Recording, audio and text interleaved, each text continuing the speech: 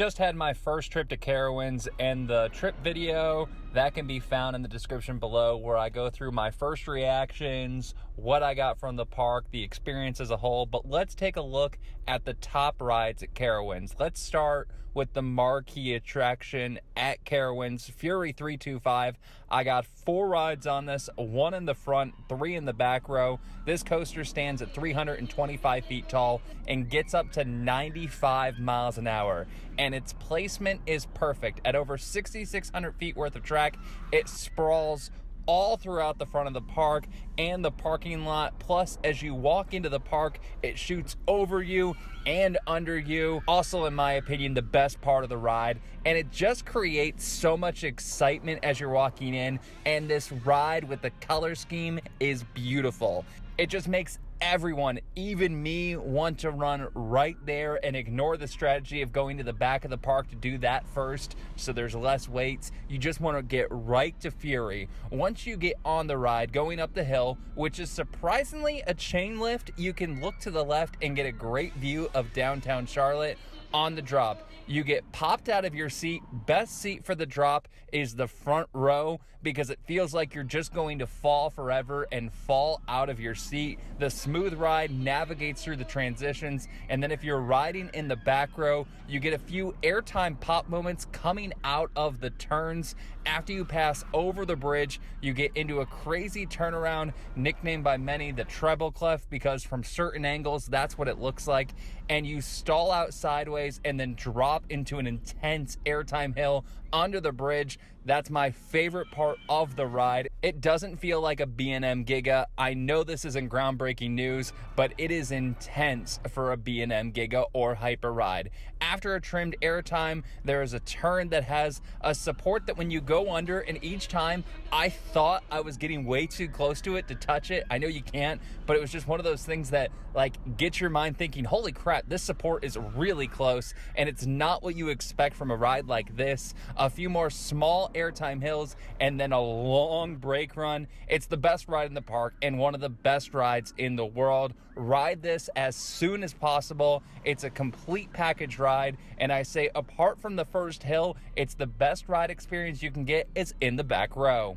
As for a newer coaster, Copperhead Strike. This mock dual launch coaster is unique and so much fun. 2 launches, 5 inversions, and a weird but very fun layout. The ride is located in the back of the park. The entrance is just past the sign and then curve around 50 yards or so past where you think it would be. But they use this area for great theming and places for people to sit when they're not riding or want to stand, gather, watch people riding the ride before you even ride. Although the theming is weird story-wise and doesn't make sense, I think it's something about living in the old middle of nowhere and Moonshine Factory is getting robbed or exploding or something. So story doesn't really make sense, but it's the most themed ride at any Cedar Fair's park that I've been to by far. The trains only hold 16 people, so capacity stinks, so you'll have time to check out all of that theming. On the ride, it starts with a JoJo roll with tons of slow dangling airtime.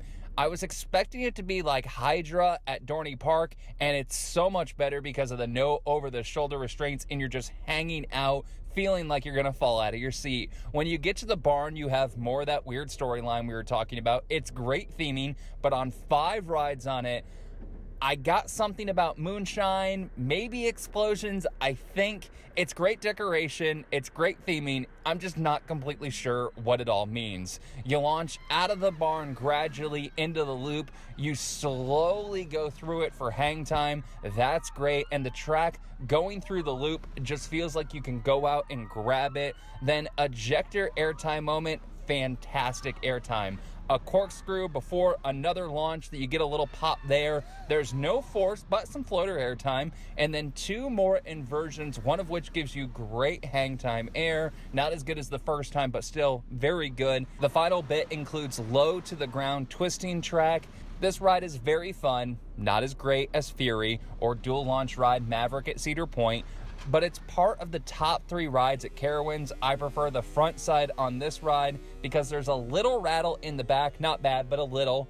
Now to a B&M invert I was really looking forward to. Afterburn, formerly Top Gun, this B&M invert is intense, whippy, and so much fun. Multiple gray out moments, and almost as good as Raptor at Cedar Point and Monsu at Tampa Bay Busch Gardens. For me, this ride is intense, but it's also smooth, so it makes you want to re-ride it. This ride keeps hauling throughout. Yes, the max speed only gets up to 62 miles an hour, but it maintains speed throughout, never feeling like it's letting up. And actually, the last inversion is my favorite part. It's a corkscrew that makes me gray out. Front row is the best for views of the near-miss elements going into a trench. The back is the best to feel all of the forces.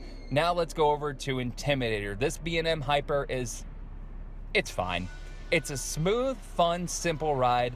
Very good airtime throughout, great airtime on the second hill, but I rode it twice, had fun, would view it as a better ride if Fury wasn't just down the path. It crawls through the last part of the ride, less the second time as I rode it because the track had warmed up, but pacing is still not great at the end. It's a fun ride, and it would be viewed as a better ride if it wasn't compared to Fury, as it's basically just the older brother who is smaller and slower than the younger brother.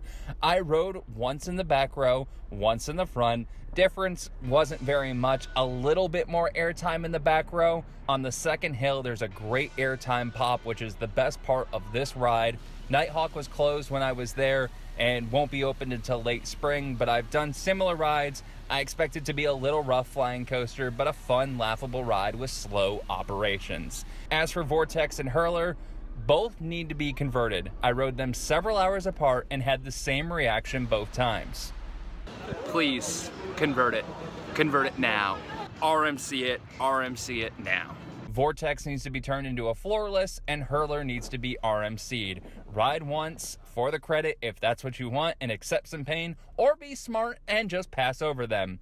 Rides at Carowinds are really 3 top-level rides, with Fury being elite, Copperhead Strike, and Afterburn being great rides to round out the top 3, and Intimidator being a fun B&M Hyper. But I'll get more into that in my next video on Carowinds overall review. Thanks for watching. Don't miss any of the content. Please do me a favor, subscribe. Even if you don't want to watch anything else, just subscribe. It helps me out. And give it a like if you're feeling extra generous.